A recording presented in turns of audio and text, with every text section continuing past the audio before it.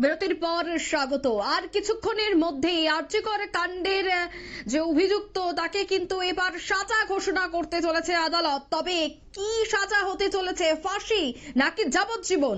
আরজিকর কাণ্ডে কিন্তু রায়ের দিকে তাকিয়ে রয়েছে গোটা দেশ। সঞ্জয়ের সাজা ঘোষণার আগে আদালতে ইতিমধ্যেই নিরাপত্তা বাড়ানো হয়েছে এবং চারো চতুর্দিকে কিন্তু এই মুহূর্তে নিরাপত্তায় ঘেরাটোপে রয়েছে।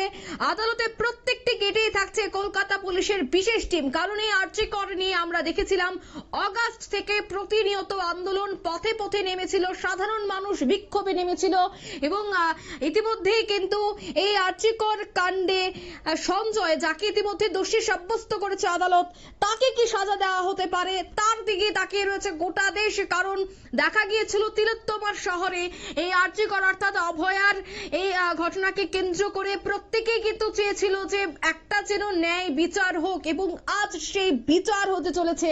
আজ সাজা ঘোষণা করা হবে। তবে কি সেই সাজা, ফাঁসি নাকি যাবজ্জীবন? সে যে ছবি আপনারা দেখতে পাচ্ছেন এই মুহূর্তে টিভি স্ক্রিনে, তা হচ্ছে একেবারে আদালত চত্বর, যেখানে কলকাতা পুলিশ রয়েছে। একেবারে সকাল থেকে নিরাপত্তা আঁটোসাঁটো, কোনো ধরনের যেন অপ্রীতিকর ঘটনা না ঘটে। অন্যদিকে যখন সঞ্জয়কে নিয়ে আসা হবে তখন যেন কোনো ধরনের ঘটনা না ঘটে বা এই যে অনেকেই যে একটা রোষ বা একটা নেশারেশি থাকে, এই বিষয়গুলি যেন না উঠে আসে। সমস্তটা যে বিষয় যেন একেবারে সুশৃঙ্খল ভাবে হয়, তার জন্য কিন্তু নিরাপত্তা, তার সাথে পুলিশ মোতায়েন রয়েছে, উচ্চপদস্থ আধিকারিকরা কিন্তু রয়েছে। আদালতের প্রত্যেকটি গেটে রাখা হয়েছে কলকাতা পুলিশের বিশেষ টিম। সে এক্সক্লুসিভ ছবি আপনাদের সামনে তুলে ধরছি।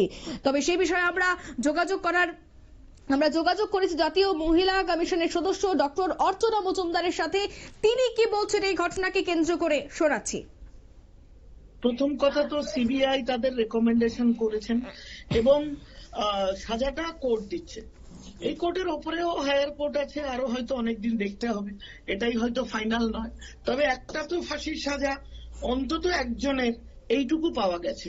কিন্তু আমার যেটা বক্তব্য, যে পশ্চিমবঙ্গে ক্রমবর্ধমান যে রেপ, ধর্ষণ, attempt to rape, acid attack, trafficking, প্রত্যেকটা জায়গায় মেয়েরা যেভাবে আজকে মানে মেয়েদের স্বার্থ, সিকিউরিটি, সেফটি অ্যান্ড ওয়েলফেয়ার যেভাবে আটকে যাচ্ছে একজন মহিলা মুখ্যমন্ত্রীর আমলে, এবং তিনি স্বাস্থ্যমন্ত্রী, স্বরাষ্ট্রমন্ত্রী, সব সেই জায়গায় দাঁড়িয়ে তিনি দায়বদ্ধতা এড়াতে পারেন না। আর সবচেয়ে বড় কথা, সেই পার্কস্ট্রিট থেকে কামদুনি যাই বলুন, কেউ ফাঁসি হয়নি, কারণ উনি অপরাজিতা বিল নামে একটা গিমিক তৈরি করছেন, যেটা একটা কনস্টিটিউশনাল বডিতে থেকে আমি বলতে বাধ্য হচ্ছি। তার কারণ হলো, আমি হলাম এই রাজ্যের একজন মহিলা, এই রাজ্য থেকে পাশ করা একজন ডাক্তার। এই রাজ্যে আমার জীবনের অধিকাংশ সময় কেটেছে, যদিও আমি সেন্ট্রাল হেলথ সার্ভিসে ছিলাম।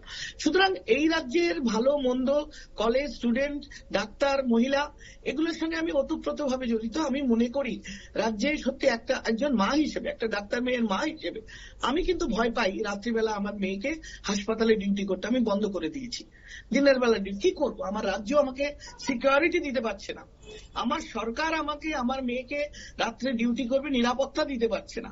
এবং সেই জায়গায় দাঁড়িয়ে যারা ধর্ষক, একজনের শাস্তি হলো, একজন করলো, একজন ড্রামাটা প্লে করলো, কিন্তু ড্রামার পেছনে যে সিনারিটা তৈরি করলো, যারা এর পেছনে দাঁড়িয়ে যে ব্যাকড্রপ তৈরি করলো, তারা বেকসুর খালাস। এবং যে ক্রাইম, যে কারাপশন, যার জন্য এই ঘটনাটা ঘটলো, তাদের কোনো কিচ্ছু হবে না। আমরা দাঁড়িয়ে হাঁ করে দেখবো। অর্থাৎ অর্চনা মজুমদার, যিনি জাতীয় মহিলা কমিশনের সদস্য, তার যে অভিযোগ বা তিনি যে কথাটা বলছিলেন নিউজ ভ্যানগার্ডের টেলিফোনিক বার্তালাপে, সেই কথায় কিন্তু একটা বিষয় তিনি অভিযোগ করছিলেন বারবার, তা হচ্ছে এই পুরো ঘটনায় যে শুধুমাত্র সঞ্জয় যুক্ত তা নয়, তার সাথে আরো বেশ কয়েকজন যুক্ত রয়েছে, কিন্তু তারা এখনো অধরা, তাদের নাম পর্যন্ত এখন উঠে আসেনি। শুধুমাত্র যে সঞ্জয়, যাকে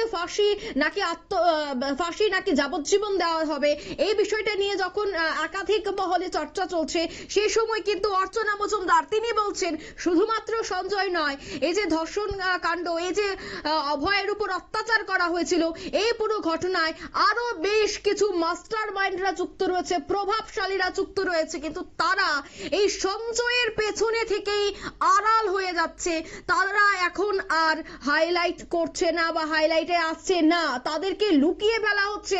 আরো বহু মানুষ যুক্ত রয়েছে হয়েছে, এই কথাই যেন তিনি আবারও বলতে চাইলেন নিউজ ভ্যানগার্ডের টেলিফোনিক বার্তালাপে। ঠিক তিনি কি বলেছেন আবারও শোনাচ্ছি। কিছু করার নেই, এই জায়গায় এসছে কারণ একটাও দোষী আজ পর্যন্ত ফাঁসি হয়নি, সাজা হয়নি, বেকসুর খালাপ। আমাদের ফাস্ট ট্র্যাক কোর্ট প্রচুর রয়েছে, কাজ হচ্ছে না। আমাদের যে রিপোর্টিং কে নানান ভাবে ইনফ্লুয়েন্স করা হচ্ছে, যে ইনফ্লুয়েন্সের ফলে আজকে সিবিআই 7 দিন পরে এসে সেও কিছু মাথামুন্ডু খুঁজে পাচ্ছে না। শস্যের ভেতরে ভূত। আপনার যে আরজিকর কাণ্ডে আপনি দেখুন একটা আপনার ফরেন্সিক রিপোর্ট, আপনার এই রিপোর্ট সমস্ত পোস্টমর্টেম থেকে শুরু করে ক্রাইম সিন থেকে শুরু করে সবকিছু আপনি বলুন একটার সাথে একটা কিভাবে জড়িয়ে আছে। এগুলো তো একটা লোকের, একটা হাবিলদারের দোষ ঢাকার জন্য প্রিন্সিপাল রাত 12টায় মমতা বন্দ্যোপাধ্যায় বাড়ি থেকে রাত্রিবেলা ফোন করছেন, খবর নিচ্ছেন, দেখছেন। এগুলো তো আমরা কখনো দেখিনি, এই প্রথম দেখলাম। আর আপনি দেখুন আমাদের রাজ্যের এই যে বডিটাকে তড়িঘড়ি করে বার্ন করলো, পুলিশ কেন করলো? সেখানে অবজেকশন এসেছিল। আমি নিজে আমার মোবাইল থেকে ইমেল করেছিলাম বডিটা 1 ডে প্রিজার্ভ করুন, আমরা কোর্ট থেকে অর্ডার করে এনে আমরা সেকেন্ড টাইম করব, কারণ আমরা অতীতে দেখেছি যে এখানে পোস্টমর্টম ফরেন্সিক রিপোর্ট বা কিছু ঠিক হয় না। তো সেই জায়গায় দাঁড়িয়ে সরকারের একটা পক্ষের কে আড়াল করার জন্য যে আগ্রহ, সেই আগ্রহ মানুষকে, এবং যে ঘটনা দিনের পর দিন ঘটে চলেছে, আরজি করের পরে আরো কত ঘটনা ঘটেছে যেগুলো আরজি করের মাত্রা পায়নি, কিন্তু প্রতিদিন প্রতিনিয়ত 7 মাসের শিশু মা বাবার মাঝখানে শুয়ে আছে, সেখান থেকে তুলে নিয়ে গিয়ে তাকে গণধর্ষণ করে সে আইসিইউতে মৃত্যুর সঙ্গে পাঞ্জা লড়েছে। পরবর্তীকালে শিশুটি বেঁচেছে কিনা জানি না। সেখান থেকে শুরু করে 70 বছরের নান, কোনটা বাকি আছে পশ্চিমবঙ্গে? পশ্চিমবঙ্গের মেয়েরা কতখানি নিরাপদ? আমি আজকে রাষ্ট্রীয় মহিলা আয়োগে আছি। আমি মনে করি যে এই রাজ্যের পুরো ইনফ্রাস্ট্রাকচার বেমালুম, এবং পুলিশের মধ্যে যে গলদ, অ্যাডমিনিস্ট্রেশনের মধ্যে যে দোষীকে আড়াল করার যে প্রবণতা, তাদের যে রাজনৈতিক যোগাযোগ, এগুলো যদি না ভাঙা হয় এবং মুখ্যমন্ত্রী সত্যিকারের মন দিয়ে যদি এর প্রতি তিনি না নজর দেন, তিনি না মনে করেন যে দোষীদের ফাঁসি হওয়া উচিত, ধর্ষকদের শেষ করে দেওয়া উচিত, যেটা এখন আমরা উত্তরপ্রদেশ বা অন্যান্য সরকারে দেখছি যাদের ক্রাইম রেট প্রচুর কমে গেছে এবং তারা মোটামুটি আগের থেকে অনেক ভালো জায়গায় আছে। আর যদি উত্তরপ্রদেশ পারে, পশ্চিমবঙ্গ কেন পারে না? পশ্চিমবঙ্গের মেয়েরা কেন এইভাবে দিনের পর দিন ধর্ষিত, নিগৃহীত, অত্যাচারিত, উৎপীড়িত? তাদের কেন ট্রাফিকিং? কত শিশু সন্তান 13, 14, 15 বছরের মেয়ে ওপারে পাচার হয়ে যাচ্ছে, তার কোনো হিসেব নেই। এগুলো আর কি বলবো, বললে শেষ হবে না। দেখুন, আমি একটা কনস্টিটিউশনাল বডিতে এখন কাজ করি, আমি মহিলাদের স্বার্থে কাজ করি, মেয়েদের প্রোটেকশন এবং মেয়েদের সিকিউরিটি, সেফটি, ওয়েলবিং, ওয়েলফেয়ার এইসব নিয়ে চিন্তা করি। আমার পক্ষে রাজ্যের মুখ্যমন্ত্রীকে ক্রিটিসাইজ করা সাজে না, কিন্তু আমি এটা বলবো, আমি মনে প্রাণে চাই দোষীরা, ধর্ষকরা, তাদের সাজা হোক, শাস্তি হোক, ফাঁসি হোক, এবং এমন দৃষ্টান্তমূলক ফাঁসি হোক যাতে দ্বিতীয় কেউ এই ঘটনা না ঘটাতে সাহস পায়। এবং সেদিক থেকে সিবিআই একজনকে চার্জশিট দিয়েছে বটে, কিন্তু সিবিআই আমাকে অনেকখানি আশাহত করেছে যে পুরো ঘটনা বা ব্যাকগ্রাউন্ড তাদের কি করে তারা আইনকে বুড়ো আঙুল দেখিয়ে তারা চার্জশিট জমা দেওয়ায় তাদের বিরুদ্ধে অ্যাকশন বা রিপোর্ট লেখার পারমিশন পায়নি বলে কিভাবে বেমালুম বেরিয়ে গেল জেল থেকে, এবং তাদের further enquiry, further chargesheet, supplementary কিছু হচ্ছে কিনা, সেই দিকে অধীর আগ্রহে অপেক্ষা করছি। নিশ্চয়ই একটা সুব্যবস্থা হওয়া উচিত, আইনের অন্তত বিচার হওয়া উচিত। আপনি নিপীড়িতার মা বাবাকে দেখেছেন? তাদের দেখলে আপনি চোখের দিকে তাকিয়ে কথা বলতে পারবেন না, যারা যথাসর্বস্ব হারিয়েছে। একটা পোস্ট গ্রাজুয়েট করা মেডিকেল স্টুডেন্ট, তাকে টাকা বিনিময়ে তার বাবা মাকে সেট করা, এবং সেই বাবা মা যখন লড়াই চালিয়েই যাচ্ছে, তাদের বিচার, তাদের দিকে নজর না দেওয়া, এটাও তো শাসন প্রশাসনের একটা ফেলিওর। আপনারা শুনলেন তার বক্তব্য, অর্থাৎ তিনি কিন্তু একাধিক অভিযোগ করেছেন। তিনি বলছেন যে মেয়েরা সুরক্ষিত নয় পশ্চিমবঙ্গে, ইনফ্রাস্ট্রাকচার নেই, পরিকাঠামো নেই, তার জন্য প্রতিনিয়ত এই ধরনের ঘটনা। এবং অন্যদিকে পশ্চিমবঙ্গে মহিলারা রাতে বেরোতে পারছেন না। এই যে অভিযোগগুলি, সেই অভিযোগ কিন্তু করলেন জাতীয় মহিলা কমিশনের সদস্য অর্চনা মজুমদার। আর সে বিষয়ে আমি আরো বিস্তারিত জানবো। টেলিফোন লাইনে যুক্ত হয়ে গেছে নিউজ ভ্যানগার্ড প্রতিনিধি সুপ্রীতি মুখার্জি। সুপ্রীতি, আচ্ছা, ফাঁসি নাকি যাবজ্জীবন এই সাজা শোনাবে আদালত? শিয়ালদা আদালতের দিকে প্রত্যেকেরই নজর রয়েছে এই মুহূর্তে, আঁটোসাঁটো নিরাপত্তাও রয়েছে। তুমি কি আপডেট পাচ্ছ এই মুহূর্তে? দেখো, আজকেই হচ্ছে সেই দিন যে দিনের অপেক্ষা এক প্রকার করছে গোটা দেশবাসী, গোটা দেশের আজকে নজর রয়েছে এই শিয়ালদা কোর্টের দিকে। শিয়ালদা আদালত চত্বরকে একেবারে মুড়ে ফেলা হয়েছে সকাল থেকে নিরাপত্তার মধ্যে।